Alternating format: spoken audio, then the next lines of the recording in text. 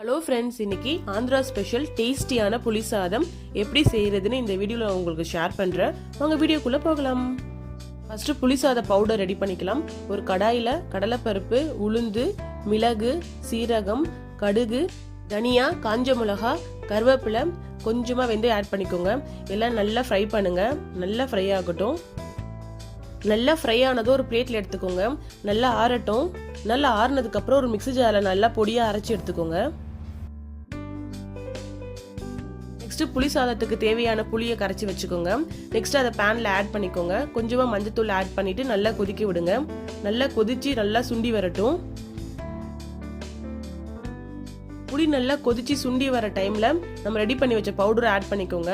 நல்லா மிக்ஸ் பண்ணுங்க. ஒரு 3 மினிட்ஸ் நல்லா குக் ஆகட்டும். நெக்ஸ்ட் தனியா எடுத்து வச்சுக்கோங்க. தாளிப்புக்கு ஒரு கடாயில கொஞ்சமா எண்ணெய் விடுங்க. கடுகு, கடலைப்பருப்பு, வேர்க்கடலை, காஞ்ச மிளகாய், கொஞ்சமா பெருங்காயத்தூள் ஆட் பண்ணிக்கோங்க. நெக்ஸ்ட் கருவேப்பிலை ஆட் பண்ணிட்டு நல்லா மிக்ஸ் பண்ணுங்க. நல்லா ஃப்ரை ஆகட்டும். இந்த தாளிப்பையும் தனியா எடுத்து வச்சுக்கோங்க. நெக்ஸ்ட் புளி சாதம் ரெடி பண்ணலாம். ஒரு பவுல்ல தேவையான ரைஸ் எடுத்துக்கோங்க.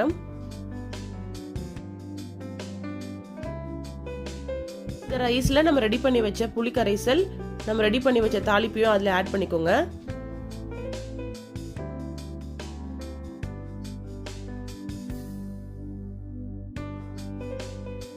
ஃபைனலி உங்க டேஸ்ட்க்கு ஏற்ற மாதிரி சால்ட் ஆட் பண்ணிட்டு நல்லா மிக்ஸ் பண்ணுங்க.